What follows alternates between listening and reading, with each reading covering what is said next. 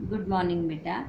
तो अभी हमें जो हमारा 6th लेसन है, अब कहा दूसरों के दुख से दुखी होने वाले, इसका जो अगला पेज 113 का नेक्स्ट जो पैसेज है, अभी सेकंड पैसेज हमें देखना है कि जहाँ पर लेखक बचपन में अपने माताजी के साथ ग्वालियर में रहते थे, तो अपने माताजी का जो अनुभव है या अपने माताजी के जो किस्से हैं कि उनकी माताजी कितनी दरिया दिल थी, कितनी नमाजी थी, कितनी पूजा पाठ वाली थी।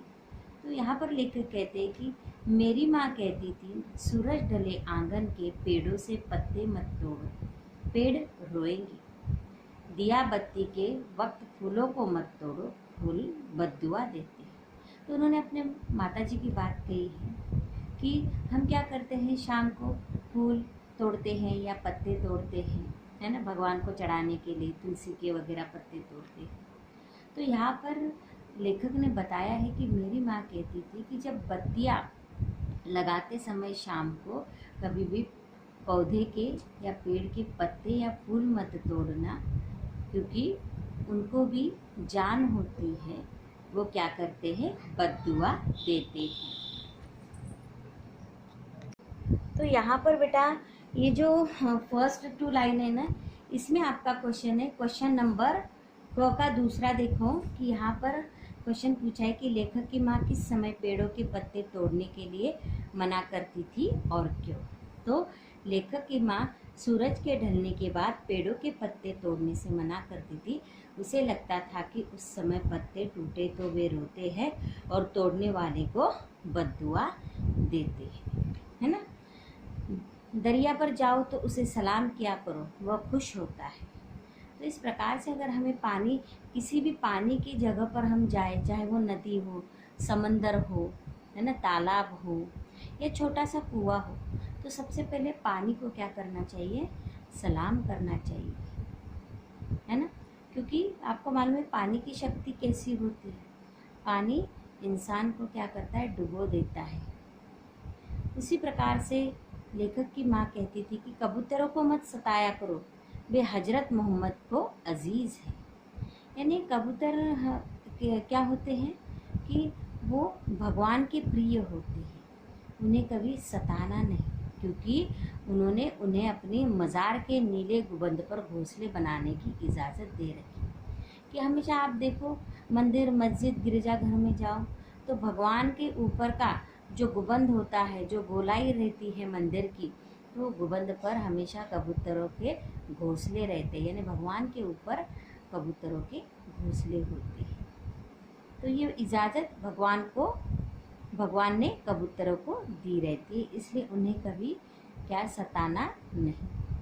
यहाँ पर और बताती है लेखक की माँ कि मुर्गे को परेशान नहीं किया करो, वह मुल्ला जी से पहले मोहल्ले में अजान देकर सबको सवेरे जगाता है ना। लगता है ना, अगर आस पड़ोस में किसी ने मुर्गा पाल के रखा हो तो सुबह सुबह 4 बजे ज़ोर से बांग देता है, तो हम परेशान हो जाते हैं, कहते कि देखो ना मम्मी, लोगों को बताओ ना, इनका मुर्गा जो रोज़ सुबह सुबह बांग देता है और हम उठ जाते हैं, नींद खराब हो जाती है। तो बोले ऐसा भी नहीं बोलना चाहिए, क्योंकि उसे भगवान ने ही इजाज़त दी होती है कि मुल्ला जी से पहले वो क्या करेगा, सबको मोहल्ले में जगाएगा। तो इस प्रकार से लेखक कहते हैं कि सबकी पूजा एक सी अलग अलग है रूप, यानी सब, कोई हिंदू हो, कोई इस्लाम धर्मी हो, कोई ईसाई धर्मी हो, कोई सिख धर्मी हो, तो सब लोग पूजा पाठ करते हैं और उनकी पूजा पाठ करने की जो शैली होती है, रीत होती है, वो अलग अलग होती है ना, होती है ना। इस्लाम धर्मियों में नमाज़ पढ़ते हैं, हाँ, हिंदू धर्म में पूजा पाठ, फूल चढ़ाते हैं। तो इस प्रकार से जो अलग अलग पूजा पद्धति है, परंतु सभी एक भगवान की ही पूजा करते हैं, यानी सबका सिमिलैरिटी क्या है कि वो पूजा ही होती है। मस्जिद जाए मौलवी, कोयल गाएगी। और इस प्रकार से यहाँ पर बताया है कि मस्जिद पर जिस प्रकार से मौलवी जाते हैं, उसी प्रकार से मंदिर में पंडित जाते हैं, है ना, गिरजाघर में उनके धर्मगुरु जाते हैं। तो ये सबका ये अलग अलग तरीका होता है पूजा पाठ करने का, परंतु कोयल गाएगी, परंतु सभी का तरीका एक सा होता है। है ना। तो इस प्रकार से यहाँ पर लेखक ने हमें स्पष्ट किया है। अभी आगे देखो बेटा, ग्वालियर में हमारा एक मकान था। अभी ये इतना सा जो है ना वाक्य, इसमें देखो प्रश्न पूछा है कि मौखिक में दूसरा क्वेश्चन कि लेखक का घर किस शहर में था। तो लेखक का घर कहाँ था? ग्वालियर में था।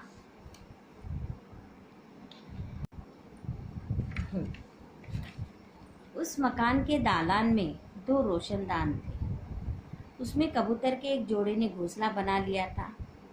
एक बार बिल्ली ने उचक्कर 2 में से एक अंडा तोड़ दिया और मेरी माँ ने देखा तो उसे दुख हुआ। उसने स्टूल पर चढ़कर दूसरे अंडे को बचाने की कोशिश की, लेकिन इस कोशिश में दूसरा अंडा उसी के हाथ से गिरकर टूट गया। कबूतर परेशानी में इधर उधर फड़फड़ा रहे थे। अभी देखो बेटा, यहाँ पर जो प्रश्न है कि मौखिक में चौथा है कि कबूतर परेशानी में इधर उधर क्यों फड़फड़ा रहे थे। क्योंकि जो लेखक का घर था, तो लेखक के घर के रोशनदान में एक कबूतर के जोड़े ने 2 अंडे दिए थे। एक अंडा बिल्ली ने खा लिया था और दूसरा अंडा लेखक के माताजी के हाथ से टूट गया था।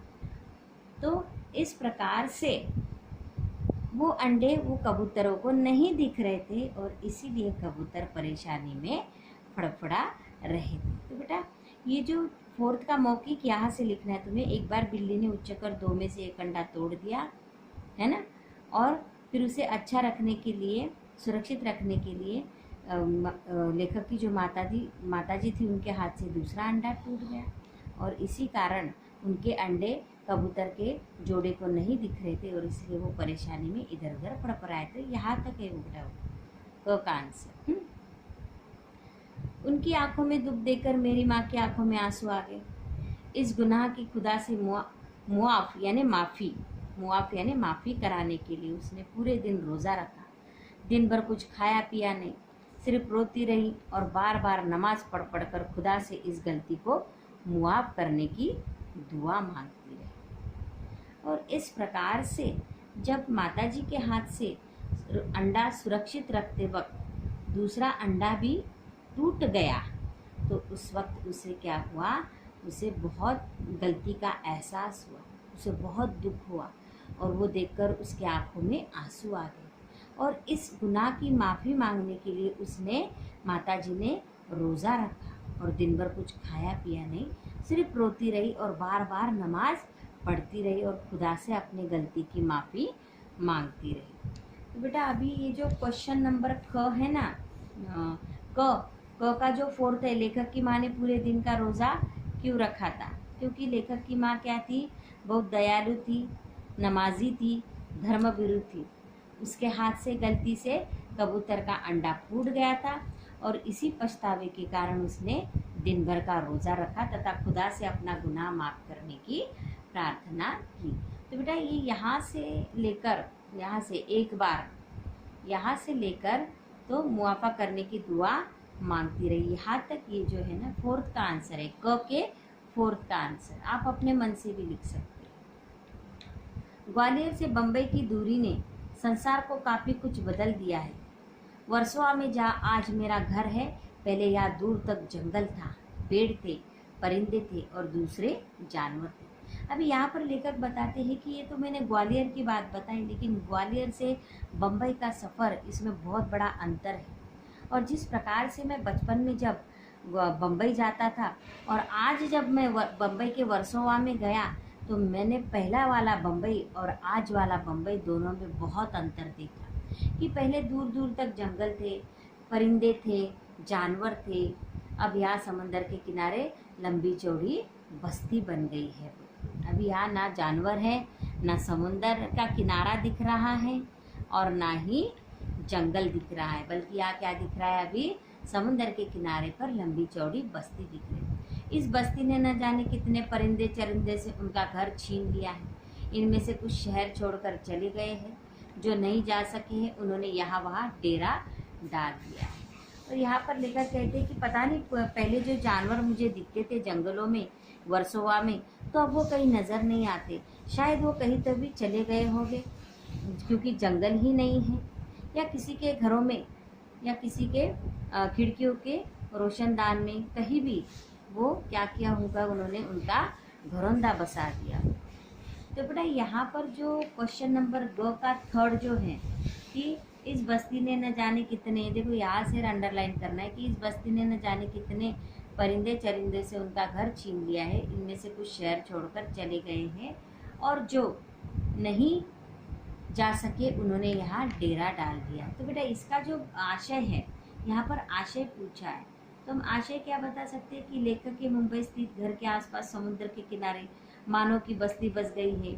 इस बस्ती को बसाने में पशु पक्षी शहर छोड़कर कहीं जा चुके हैं। वे जंगल के अभाव में इधर उधर भटक रहे हैं। वे कभी किसी के घर में घोंसला बनाते हैं तो कभी अन्य किसी के घर में शायद वो चले गए, है ना। तो ये आंसर दे सकते हैं हम। और इसमें एक आंसर और आ सकता है कि जो बताया गया है कि क का जो 6 है, क का 6 है, डेरा डालने से आप क्या समझते हैं? तो डेरा डालना यानी ये एक प्रकार से फ्रेज हो गई है, तो अपने रहने का स्थान बनाना। जिस प्रकार से जंगल तोड़ दिए हैं तो चिंदे परिंदे कहाँ पर रहते हैं? घोंसला बनाकर लोगों के घरों में खिड़कियों के तावदान अथवा रोशनदानों में रहते थे। तो इस प्रकार से आप इसका आंसर बना सकते हैं। इनमें से 2 कबूतरों ने मेरे फ्लैट के एक मचान में घोंसला बना लिया है। एक मचान में घोंसला, मचान यानी घास फूस का उन्होंने, उनका जो फ्लैट था ना, वहाँ पर एक कोने में, खिड़की के कोने में उन्होंने क्या किया था? घोंसला बना लिया था। बच्चे अभी छोटे, अभी पेज टर्न करो बेटा। बच्चे अभी छोटे हैं, उनके खिलाने पिलाने की जिम्मेदारी अभी बड़े कबूतरों की है। तो लेखक जब अपनी पत्नी के साथ बम्बई गए वर्सोवा में, तब उन्होंने देखा कि उनका जो फ्लैट था, तो उनके फ्लैट में क्या हुआ था कि किसी कबूतर के जोड़े ने घोंसला बनाया था, और घोंसले के साथ साथ उनमें छोटे छोटे बच्चे भी थे, और उनको खिलाने पिलाने की जिम्मेदारी अभी किसकी थी? उनकी माता पिता अर्थात बड़े कबूतरों की। वे दिन में कई बार आते जाते हैं, और क्यों ना आए जाए, आखिर उनका भी तो घर है, क्योंकि वो जाएंगे कहाँ? यानी वो तो कोई इंसान नहीं कि चलो भाई प्लॉट खरीदेंगे और मकान बनाएंगे। तो वो तो पंछी है, पशु है, वो तो कुछ भी कर सकते हैं ना, कहीं भी जा सकते हैं। तो इस प्रकार से लेखक कहते हैं कि वो मेरे घर में आकर उन्होंने डेरा डाल दिया था, क्योंकि उनको जंगल नहीं था डेरा डालने के लिए। फिर वो कभी भी आते थे, कभी भी घर के बाहर जाते थे खिड़की में से, लेकिन उनके आने जाने से हमें परेशानी भी होती थी। होती है कि नहीं? हाँ होती है, क्योंकि वे कभी किसी चीज़ को गिराकर तोड़ देते हैं, कभी मेरी लाइब्रेरी में घुसकर कबीर या मिर्ज़ा गालिब को सताने लगते हैं। यानी कबीर और मिर्ज़ा गालिब की जो किताबें होगी, तो उन किताबों को वो क्या करते थे? छेड़छाड़ करते थे, उनके पत्तों को छोटी छोटी टुकड़े में तोड़ देते थे। और इस रोज़ रोज़ की परेशानी से तंग आकर मेरी पत्नी ने उस जगह जहाँ उनका आशियाना था एक जाली लगा दी है। तो इस प्रकार से वो कबूतर घर के अंदर ना आए और नुकसान ना करे, इसलिए लेखक की पत्नी ने क्या किया था कि उनका जो आशियाना था ना, तो वहाँ पर बीच में एक खिड़की में एक जाली लगा दी, उनके बच्चों को दूसरी जगह कर दिया है, और वो आशियाना उनका बाहर कहीं रख दिया था। उनके आने की खिड़की को भी बंद किया जाने लगा है। खिड़की के बाहर अब दोनों कबूतर रात भर खामोश और उदास बैठे रहते हैं। अभी जाली लगा दी है तो वो कबूतर अंदर नहीं आ पा रहे, परंतु उनको क्या लगता है कि उनके बच्चे घर के अंदर ही है घोंसले में, और वो कई रात भर वो इंतज़ार करते रहते, वहाँ बैठे रहते हैं खामोशी से। मगर अब न सोलोमन है जो उनकी ज़ुबान को समझकर उनका दुख बांटे, न मेरी माँ है जो इनके दुखों से सारी रात नमाजों में काटे। तो अभी उन्हें याद आया लेखक को कि अगर सुलेमान होता तो शायद कबूतरों की भाषा जानता, और उनके दुख का कारण जानकर वो उन्हें क्या करता? सुख में उसे बांटने की कोशिश करता, या उनका दुख बांटता। और अगर उनकी माताजी होती तो उनकी माताजी उनके दुखों के कारण भगवान को याद करती, नमाज पढ़ती और रोज़े करती। परंतु अभी ना सोलेमन है, ना उसके लेखक की माताजी है। इस प्रकार से उन्होंने यहाँ पर ख़त्म किया है लेसन कि नदियाँ सींचे खेत को, तोता कुतरे आम, सूरज ठेकेदार सा सबको बांटेगा। चलो भैया ये इतना हुआ भी, इंसान ने इस प्रकार से प्रकृति पर अत्याचार भी किया और मैंने आपको इस लेसन द्वारा सब कुछ बताने की कोशिश की, परंतु क्या करें, अभी ज़िंदगी तो हमेशा सबकी एक ही है कि नदियाँ सींचे खेत को। तो इस प्रकार से नदियाँ को क्या करना है, खेतों को पानी देना है, सींचना है, और तोते को हमेशा की तरह अपना पेट भरने के लिए कच्चे फलों को तोड़ना है। और सूरज ठेकेदार सा सबको बांटेगा। और सूरज केवल उगता ही नहीं, बल्कि वो क्या करता है, जब सूरज उग जाता है तो सभी लोग अपने अपने काम पर चले जाते हैं और सबको लगता है कि अभी अपने काम का समय हो चुका है। तो बेटा ये जो हमने ये पूर्ण जो पाठ पढ़ा, तो इस पाठ का जो प्रतिपाद्य है, तो इस यानी संदेश है, तो संदेश हम क्या दे सकते हैं, यहाँ लेखक क्या चाहते हैं कि सभी प्राणियों, पशुओं, पक्षियों और समुद्र, पहाड़ आदि के प्रति सम्मान का भाव पैदा करना। लेखक चाहते हैं कि मानव स्वयं को सर्वोत्कृष्ट प्राणी समझकर समुद्र, पहाड़, नदी आदि को अपने भोग की सामग्री न माने, इनका भी प्रकृति की रचना में बराबर का योगदान दे। और इस प्रकार से पूर्ण बेटा लेसन हमारा समाप्त हो जाता है। अभी अगले पीरियड में मैं आपको अगला लेसन नहीं बल्कि इसी के प्रश्नोत्तर स्पष्ट करूँगी।